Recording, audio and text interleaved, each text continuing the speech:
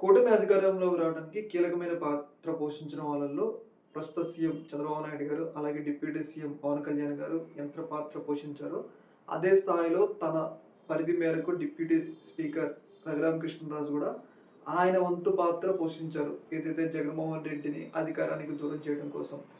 ఆయన ఎంపీగా YCP party తరపున గెలిచినా గానీ, ఆయన వైసీపీ పార్టీకి పనిచేయకుండా టీడీపీ పార్టీకి అలాగే కూటమికే ఒక రకంగా పనిచేయడం జరిగింది. అయితే కూటమి గెలిచిన తర్వాత ఆయనకి చాలా కీలకమైన పదవులు దక్కుతాయని చెప్పేసి అందరూ అనుకున్నారు. మొదటగా ఏంటంటే స్పీకర్ పదవి ఇస్తారు అని చెప్పేసి అందరూ అనుకున్నారు. కానీ కొన్ని అనివార్య కారణాల వల్ల ఆయనకి ఇవ్వలేదు. తర్వాత మంత్రి పదవి ఇస్తారు అనుకున్నారు.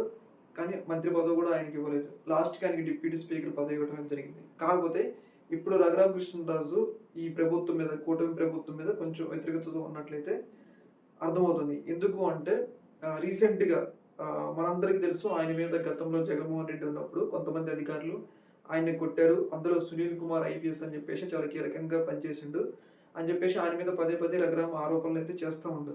కాకపోతే ప్రభుత్వం మాత్రం ఆయన మీద ఎలాంటి చర్యలు తీసుకోవట్లేదు. నోటీసులు ఇచ్చారు. మరి ఆయన ఆ నోటీసులకు రిప్లై ఇచ్చిండో లేదో తెలవలేదు. అయితే ఇలాంటి సందర్భంలో జత్వాని కేసులో అయితే ముగ్గురు ఐపీఎస్ ఆఫీసర్‌లు సస్పెండ్ చేశారు గానీ, నన్ను తీవ్రంగా కొట్టారు, నన్ను తీవ్రంగా ఇబ్బంది పెట్టారు. అలాంటి ఐపీఎస్ ఆఫీసర్‌ల మీద మాత్రం చంద్రబాబు నాయుడు గారు ఎలాంటి చర్యలు తీసుకోవట్లేదు అని చెప్పేసి ఒక ఆవేదనలో ఉన్నట్లయితే మనకైతే అర్థమవుతుంది.